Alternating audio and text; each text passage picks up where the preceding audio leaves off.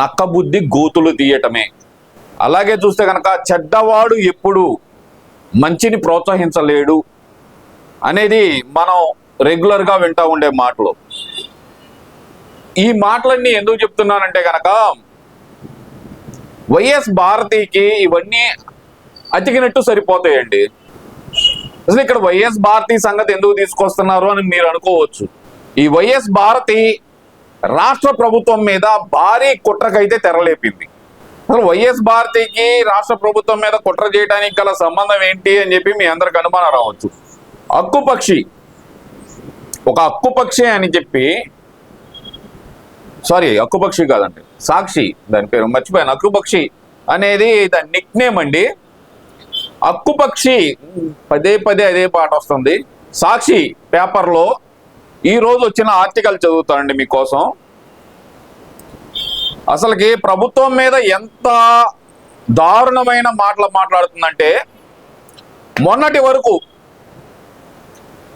వరకు ఏదైతే గనక గవర్నమెంట్ ఏదైతే రిలీజ్ చేసిందో మనమిత్ర అంటూ వాట్సాప్ నెంబర్ ఏదైతే రిలీజ్ చేసిందో దాని ద్వారా ప్రస్తుతం అయితే 161 సేవలు అనేది ప్రజలకి వాళ్ళ చేతిలోకి మనమిత్ర పేరుతోటి గవర్నమెంట్ సేవలు అంటే 1B అడంగల్ దగ్గర నుంచి పోలీస్ స్టేషన్లో మీ పోయిన డాక్యుమెంట్స్ వరకు ఏవైతే గనక ఆఖరికి దర్శనాలు కూడా ప్రస్తుతానికైతే తిరుమల దర్శనం అయితే దాంట్లో ఏర్పాటు చేయలేదు, కానీ శ్రీశైలం కానీ లేదంటే గనక అన్నవరం కానీ లేదంటే విజయవాడ దుర్గమ్మ గుడి కానీ ఇలాంటి దేవాలయాలన్నీ, కాణిపాకం ఇలాంటి దేవాలయాలన్నీ దర్శనాలు, కాళహస్తి దేవస్థానానికి సంబంధించిన దర్శనాలు కూడా దాంట్లో ఏర్పాటు అయితే చేయటం జరిగింది. అది స్మార్ట్ ఫోన్ అనేది, ఇలాంటి స్మార్ట్ ఫోన్ అనేది ఒకటి మీ చేతిలో ఉంటే కనుక మీ 1B అడంగుల కోసం మీరు మీ సేవా సెంటర్ చుట్టూ తిరగాల్సిన అవసరం లేదు. లేదంటే లింక్ డాక్యుమెంట్ల కోసం ఏ దళారీకి దగ్గరికి తిరగాల్సిన పని లేదు. అలాంటి సేవలు రాష్ట్ర ప్రభుత్వం అనేది సామాన్యులకు అందుబాటులోకి తెస్తే గనక ఆ రోజు ఇదే హక్కుపక్షి పేపరు పెట్టిన ఆక్రందనలు ఎలా ఉన్నాయంటే గనక, గతంలోనే జగన్మోహన్ రెడ్డి తీసుకొచ్చాడు, వాలంటీర్ల ద్వారా తీసుకొచ్చాడు, వాళ్ళ ద్వారా తీసుకొచ్చాడు, వీళ్ళ ద్వారా తీసుకొచ్చాడు అని చెప్పి డబ్బాలు కొట్టుకుంటా కాపీ పథకాలు పెడుతున్నారంటూ చంద్రబాబు నాయుడు గారి మీద కథనం వండి వార్చారండి.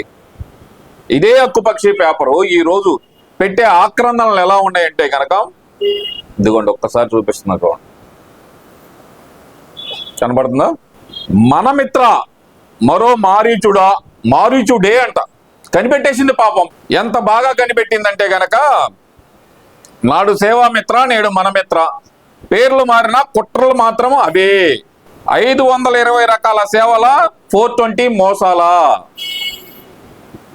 ఇప్పుడు 420 అని చెప్పి గూగుల్లో కొడితే కనుక who is 420 CM, who is corrupted most corrupted CM in AP అని కొడితే కనుక వచ్చేది జగన్మోహన్ రెడ్డి పేరు. ఆ సంగతి నీకు కూడా తెలుసుగా ఏమా భారతి. ఇంత విషయం కక్కాల్సిన అవసరం ఏముంది? వాట్సాప్ గవర్నెన్స్ ముసుగులో చంద్రబాబు సర్కారు రాజకీయ కుతంత్రం అంట. ప్రజలకి సేవలు సులభతరం చేస్తే కనుక రాజకీయ కుతంత్రం ఎక్కడుంది? సమాధానం చెప్పమ్మా భారతి, వైఎస్ భారతి సమాధానం చెప్పు. ఆధార్ నెంబర్తో కుటుంబ వివరాలు మొత్తం బహిర్గతం అంట. ఓ నాకు తెలియక అడుగుతాను భారతి, అమ్మా వైఎస్ భారతి, గతంలో ఏది మీ వాలంటీర్లు పెట్టారు కదా, నీ పేపర్ సర్క్యులేషన్ పెంచుకోవడానికి నెలకు 270 రూపాయలు ప్రజల సొమ్ము, మా సొమ్ము దొబ్బి నీ పేపర్ సర్క్యులేషన్ పెంచుకోవటానికి పెట్టుకున్న వాలంటీర్లు Aadhaar card, ration card, pan card, మా ఏలు ముద్రలు ఇవన్నీ తీసుకున్నారు కదా. మరి అది ప్రజల డేటా కాదా ఏమ్మా? అది ప్రజల డేటా కాదా? అరే ఎవడైనా సరే సోషల్ మీడియాలో ఒక పోస్ట్ పెట్టాడంటే వాడు ఆధార్ కార్డు ఆన్లైన్లో ప్రత్యక్షమయ్యేది. వైసీపీ ఫేక్ అకౌంట్ల దాంట్లో ప్రత్యక్షమయ్యేది. ఎక్కడి నుంచి వచ్చింది? ఏ వాలంటీర్లను పెట్టుకొని మీరు సంపాదించారు? అది డేటా చౌర్యం కాదా? ఎవడైనా సరే గతంలో జగన్మోహన్ రెడ్డిని ఎదిరిస్తూ లేదంటే ప్రశ్నిస్తూ ఒక పోస్ట్ పెడితే కనుక వాడి ఆధార్ కార్డు వాడి ఇంట్లో వాళ్ళ పేర్లతో సహా వైసీపీ నాయకులు కానీ వైసీపీ కార్యకర్తలు కానీ అకౌంట్లో పోస్టులు చేసేవాళ్ళు, ఫేస్బుక్ అకౌంట్లలో ఎలా వెళ్ళింది డేటా? అది డేటా చౌర్యం కాదా? ఎఫ్ఓఏ అనే సంస్థ ఏమన్నా గవర్నమెంట్దా? అది ఎఫ్ఓఏ సంస్థ లోకల్దే కది. వాళ్ళ చేతికి వాలంటీర్లు తీసుకున్న డేటా మొత్తం వెళ్ళింది కదా, మరి దాన్ని ఏమంటారు చెప్పమ్మా భారతి? ఇంత కడుపులో ఇంత కుట్ర పెట్టుకున్నావు, ఎలా అమ్మా అసలుకి ఇది? మీ ఆయన ఉంటేనే రాష్ట్రం సుభిక్షంగా ఉంటుందా? ఎవరు పాలించినా ప్రజలు ప్రశాంతంగా బతకూడదా? ఏదో ఒకటి కుట్రలు కుతంత్రాలు చేస్తా బ్రతుకుతావా నువ్వు? ఇంకా ఏదో చేస్తుందండి. గిట్టన వారికి సంక్షేమ పథకాలు నిలిపివేత, ప్రత్యర్థి పార్టీ సానుభూతి పరుల ఓట్ల తొలగింపంట, ఎన్నికల్లో అక్రమాలే లక్ష్యం అంట. ఒక ఓటు తొలగించాలంటే కనుక ఓటర్కి ఒక నోటీస్ ఇస్తారు. ఒకవేళ చచ్చిపోయాడు అనుకో, సర్వే చేస్తే తెలుసుకుంటారు. ఆ మాత్రం ఇంగిత జ్ఞానం లేదా? ఎన్నిసార్లు చెప్పాలి నీకు? ప్రభుత్వం మీద ఇన్ని కుట్రలు చేస్తున్నావా? ఇంకా పౌరుల వ్యక్తిగత డేటా ప్రైవేటు సంస్థ గుప్పెట్లోకి. అసలు ప్రజల డేటా మూడో వ్యక్తి దగ్గరికి ఎలా వెళ్ళింది? మా వ్యక్తిగత వివరాలు ఇంకా ఎన్ని చోట్లకు చేరిపోతాయో, ఎన్ని చేతులు మారుతాయో టీడీపీ కూటమి సర్కారు తీరుపై రాష్ట్ర ప్రజల్లో ఆందోళన అంట.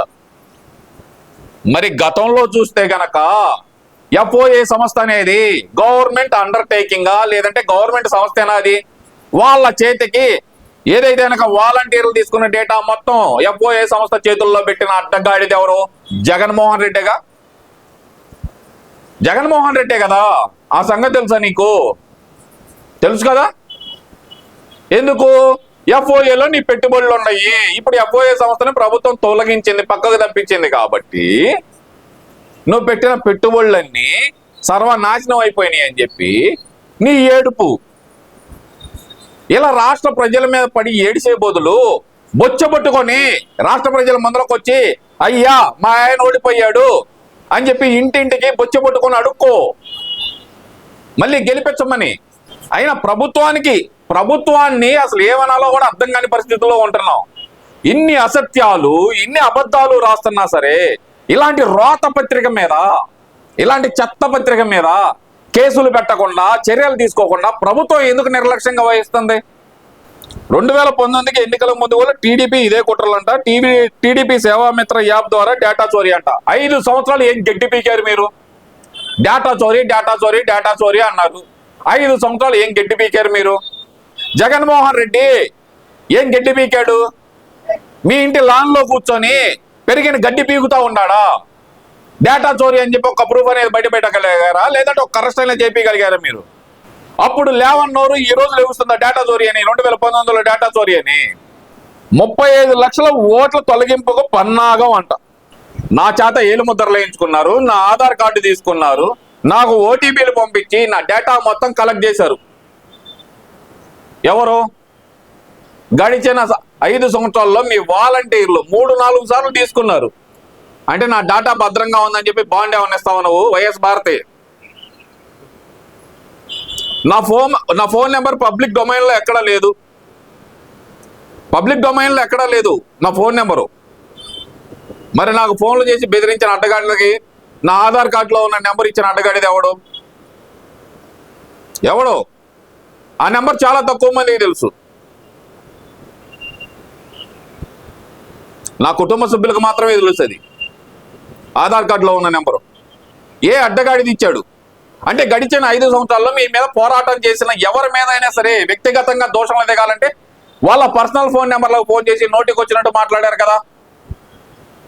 మరి నా డేటా దొంగలించింది ఎవరు? జగన్మోహన్ రెడ్డి దొంగలించాడంట. డేటా దొంగ జగన్మోహన్ రెడ్డి. మా ఆధార్ కార్డులు తీసుకున్నారు, అన్ని తీసుకున్నారు. నా ఓటు తీసేయడానికి నాకు తెలియకుండా అప్లికేషన్ పెట్టారు మా సొంత ఊర్లో. ఎవడాడు? మీరు పెట్టిన వాలంటీర్. అసలు వాట్సాప్ గురించి తెలుసా తల్లి నీకు? తల్లి, వాట్సాప్ అంటే కనుక నువ్వు అంబటి రాంబాబు, కోరంట్ల మాధవ్ వాడే వాట్సాప్ కాదమ్మా. నేను డైరెక్ట్గా అడుగుతున్నానమ్మా. వాళ్ళిద్దరు వాడే వాట్సాప్ గురించి నేను చెప్పట్లేదమ్మా. అంబటి రాంబాబు ఏమో ఏయో మాట్లాడుకోవడానికి వాట్సాప్, వాడేమో వీడియో కాల్ చేసుకోవడానికి ఏయో చేసుకోవడానికి వాడు వాట్సాప్ వాడతాడు. గోరంట్ల మాధవ్, అంబటి రాంబాబు వాళ్ళు. నేను వాటి గురించి ఒకటి, అసలు వాట్సాప్ గురించి ఏం తెలుసు నీకు? ఎన్క్రిప్టెడ్ డేటా మనకు తెలియకుండా హ్యాక్ చేయడానికి కూడా అవకాశం లేని పరిస్థితి అది. డేటా ఎలా పోతుందని డేటా చౌర్యం అని రాస్తున్నావు నువ్వు. మీ ఆయన మాట్లాడతాడు కదా వాట్సాప్ కాల్స్, అడుగు ఎన్క్రిప్టెడ్ డేటానా లేదంటే ఎలాంటి డేటానా అని. ప్రభుత్వం ఇప్పుడైనా సరే కళ్ళు తెరిచి సాక్షి పత్రిక మీద చర్యలు తీసుకోకపోతే గనక ప్రజల్లో ఇంకా అనుమానాలు రెట్టింపు అయ్యే అవకాశాలు ఉన్నాయి. ఎందుకంటే ఇలాంటి చెత్తరాతలతోటి ప్రభుత్వం మీద వ్యతిరేకత తెప్పించే విధంగా ప్రజల్లోకి ఏదైతే చంద్రబాబు నాయుడు గారు, పవన్ కళ్యాణ్ గారు, లోకేష్ గారు చేసే మంచి పనుల్ని అడ్డుకునే విధంగా ఈ సాక్షి పత్రిక ఏదైతే వ్యవహరిస్తుందో దాని మీద తక్షణమే చర్యలు తీసుకోవాలి. ఇంత చండాలపు రాతలు రాసినా సరే ఎందుకని చర్యలు తీసుకోలేకపోతున్నారు? భయపడుతుందా కూటమి ప్రభుత్వం? ఒక సాక్షి పేపర్కి భయపడుతుందా? మాది మంచి ప్రభుత్వం అని చెప్పుకుంటే సరిపోదు, ఇలాంటి ప్రభుత్వ వ్యతిరేక శక్తులను కూడా అనగదొక్కితేనే మంచి ప్రభుత్వం అవుతుంది. ప్రభుత్వం విమర్శించే విధంగా ఎవరైనా రాయొచ్చు, ప్రభుత్వాన్ని ప్రశ్నించే విధంగా ఎవరైనా రాయొచ్చు, కానీ ప్రజల్లో అనుమానాలు రేకెత్తించే విధంగా లేనిపోని కల్పితాలు రాస్తున్న సాక్షి పత్రిక మీద తగు చర్యలు తీసుకోవాలని చెప్పి ప్రభుత్వాన్ని కోరుతున్నాం.